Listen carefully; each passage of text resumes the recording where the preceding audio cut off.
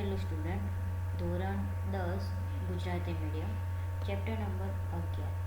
અગાઉના લેક્ચરમાં આપણે પૂર્ણાંક વિશે વાત કરી હતી. આજે આપણે વાત કરીશું અપૂર્ણાંક વિશે. તો આપણને કેટલીક વાર પૂર્ણાંકને બદલે અપૂર્ણાંક સંખ્યાનો ઉપયોગ કરવાની જરૂર પડે છે. ઉદાહરણ તરીકે કોઈ વ્યક્તિ ચૂકવવાની રકમ 95 કે 95.50 હોઈ શકે. તો આવી પરિસ્થિતિમાં ઇન્ટીજર ડેટા પ્રકાર કાર્ય કરી શકતો નથી, કેમ કે ઇન્ટીજરની અંદર તમે પૂર્ણાંક સંખ્યા જ લઈ શકો, એની અંદર અપૂર્ણાંક સંખ્યા લઈ શકો નહીં. તો સી ભાષામાં અપૂર્ણાંક સંખ્યાનો ઉપયોગ કરવા માટે ફ્લોટ કીવર્ડ દ્વારા વ્યાખ્યાયિત કરવામાં આવતો ડેટા પ્રકાર આપવામાં આવે છે. એટલે કે સી ભાષા, સી લેંગ્વેજ છે, એની અંદર અપૂર્ણાંક સંખ્યા માટે તમે ફ્લોટ ડેટા ટાઈપ છે એનો ઉપયોગ કરી શકો છો. તે 4 બાઇટ જેટલા સંગ્રાહક સ્થાનનો ઉપયોગ કરે છે, એટલે કે 4 બાઇટ જેટલી મેમરી એલોકેશન કરે છે. અપૂર્ણાંક સંખ્યાઓ દશાંશ ચિહ્ન પછી 6 અને દશાંશ ચિહ્ન પહેલાં 7 અંકો જેટલી ચોકસાઈ ધરાવે છે. જો એથી વધુ ચોકસાઈની જરૂર હોય તો ફ્લોટના સ્થાને ડબલ કીવર્ડનો ઉપયોગ કરવામાં આવે છે. એટલે કે કદાચ કોઈ વધારે ડેટા તમારે મેમરી લોકેશન જોઈતી હોય તો તમે ડબલ કીવર્ડનો ઉપયોગ કરી શકો છો, અને ઓછી મેમરી લોકેશન જોઈતી હોય તો ફ્લોટ ડેટા ટાઈપ ઉપયોગમાં લઈ શકો છો. તો ફ્લોટ ડેટા પ્રકારનું વિસ્તરણ છે. ડબલ કિંમતનો 8 બાઇટનો ઉપયોગ કરે છે અને દશાંશ પછી 16 તથા દશાંશ પહેલાં 17 અંકોની ચોકસાઈ ધરાવે છે. અહીં તમને ઉદાહરણ આપેલું છે ફ્લોટ કરીને. ફ્લોટ અને એમાઉન્ટ ટુ પે, પછી ડબલ, બેલેન્સ એમાઉન્ટ, એવી રીતે. જો પ્રથમ વિધાન અપૂર્ણાંક સંખ્યાનો સંગ્રહ કરવા માટે સક્ષમ એવા એમાઉન્ટ ટુ પે નામના ચલને ઘોષિત કરે છે. એટલે કે પહેલું જે અહીંયા તમને આપેલું છે ફ્લોટ અને amount to pay, A variable છે, અને બીજું છે ડબલ અને બેલેન્સ અમાઉન્ટ. તો આ બેલેન્સ અમાઉન્ટ નામનું ચલ એટલે કે વેરિયેબલ, એને ડિક્લેર કરે છે. ઘોષિત કરવું એટલે ડિક્લેર કરવું. તો જે વધુ વિસ્તાર અને ચોકસાઈ સાથે અપૂર્ણાંક સંખ્યાનો સંગ્રહ કરવા સક્ષમ છે, ડબલ ડેટા ટાઈપ, બરોબર. તો ડબલ કીવર્ડની આગળ લોંગ શબ્દ પણ ઉમેરી શકાય છે. આમ કરવાથી ડબલનો વિસ્તાર વધારી શકાય છે. અને ફ્લોટ ડેટા પ્રકારની સંક્ષિપ્ત સમજૂતી અહીંયા તમને આપેલી છે કોષ્ટક 11.2માં. તો પહેલી ડેટા ટાઈપ છે ફ્લોટ. એની અંદર તમને અહીંયા રેન્જ આપેલી છે, તમે કેટલાથી કેટલી રેન્જ સુધી લઈ શકો, આટલા ડિજિટ સુધી લઈ શકો છો, અને એની બાઇટ્સ રિક્વાયર્ડ 4 છે, બરોબર. અને એક્ઝામ્પલ આપેલું છે આવી રીતે. એ જ રીતે ડબલ ડેટા ટાઈપ, એની રેન્જ આ પ્રમાણે છે. એમાં તમે 16 ડિજિટ સુધી વેલ્યુ તમે ડિક્લેર કરી શકો, અને એના 8 બાઇટ તમે રિક્વાયર્ડ છે, બરોબર, મેમરી લોકેશન માટે. અને એ જ રીતે લોંગ ડબલમાં એની અંદર આ પ્રમાણે રેન્જ છે, અને એની અંદર પણ તમે 16 ડિજિટ સુધી તમે વેલ્યુ ડિક્લેર કરી શકો છો, અને એની રિક્વાયર્ડ છે 16 બાઇટ્સ રિક્વાયર્ડ, બરોબર. અહીંયા એનું ઉદાહરણ આપેલું છે લોંગ ડબલ અને વેરિયેબલનું નામ. તો 11.2માં વિસ્તારને વૈજ્ઞાનિક સ્વરૂપમાં દર્શાવ્યો છે. તો સી ભાષા વૈજ્ઞાનિક સ્વરૂપે રહેલી સંખ્યાને પણ સમર્થન આપે છે. ઉદાહરણ તરીકે 95.50 સંખ્યાને 0.9550 સ્વરૂપમાં રજૂ કરી શકાય છે.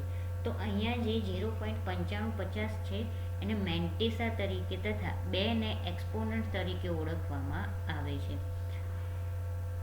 અપૂર્ણ સંખ્યા ધન કે ઋણ હોઈ શકે છે.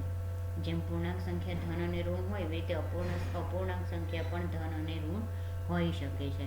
તો આકૃતિ અહીંયા 11.4ની અંદર તમે અપૂર્ણાંક સંખ્યાની મેમરી રજૂઆત દર્શાવી છે. અહીંયા આકૃતિ 11.4 આ જે મેમરી છે, બરોબર. પહેલાં આપણે આની વાત કરી લઈએ.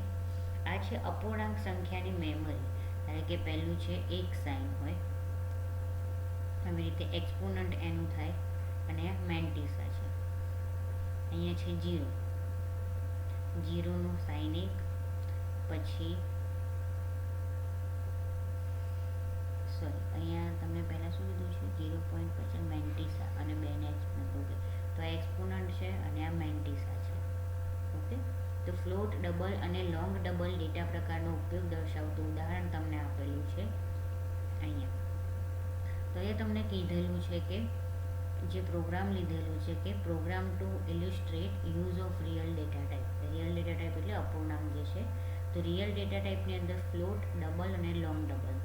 તો અહીંયા વેલ્યુ લીધેલી છે.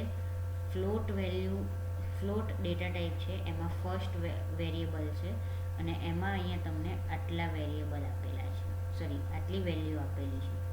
અહીંયા પોઈન્ટ પછી આટલી value as it is double data type લીધી છે, વેરિયેબલનું નામ સેકન્ડ લીધું છે અને આટલા ડેટા આટલા જે છે બરાબર.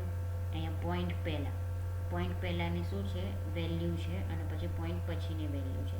એ જ રીતે લોંગ ડબલ અને એ લોંગ ડબલ ડેટા ટાઈપ છે, વેરિયેબલનું નામ થર્ડ છે અને એની અંદર આટલે સુધી વેરિયેબલની વેલ્યુ છે ડિક્લેર કરી છે અને પોઈન્ટ પછી આટલી અને ત્રણ એને શું કરી છે અહીંયા ડિક્લેર કરી છે.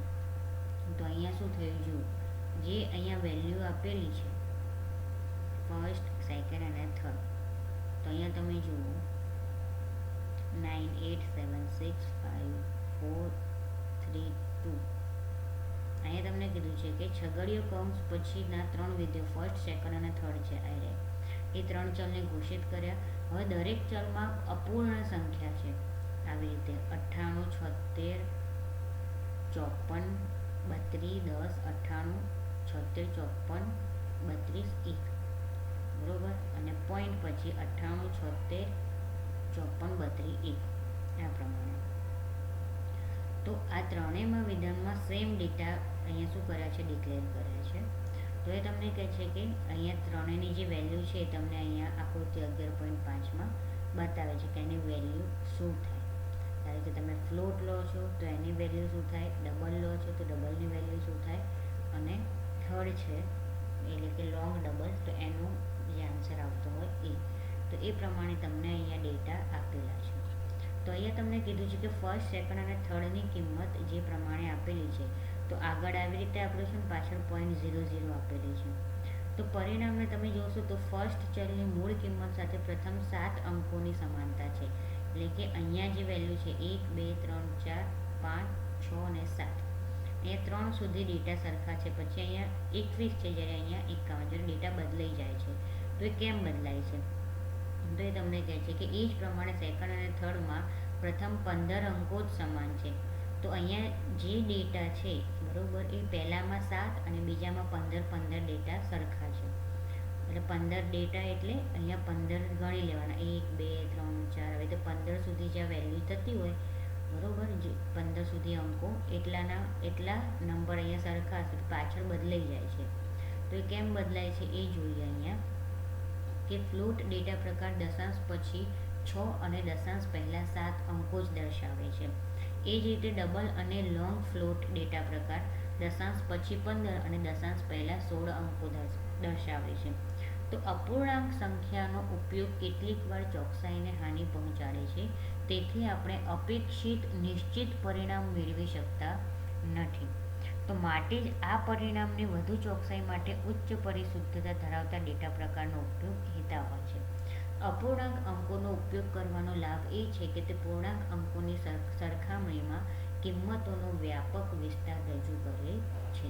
એટલે કે અહીંયા જુઓ, તમે જે ડેટા અહીંયા નાખ્યા છે બરાબર, તો અહીંયા બી સેકન્ડ વેરિયેબલ જુઓ તો એની અંદર 98 76 54 32 10 98 76 બરાબર. પછી અહીંયા 5 છે એટલે કે 54 છે, તો 54 32 છે. અહીંયા છે ને 10 98 76 અને પછી અહીંયા ડાયરેક્ટ 54 નથી 55 છે, એટલે કે 5 લઈ લઈએ અને પછી 43 21ની જગ્યાએ 51 68 છે. એ જ રીતે અહીંયા પણ ડેટા જે છે બદલાઈ જાય છે, પાછળના જે 4 અંકો છે.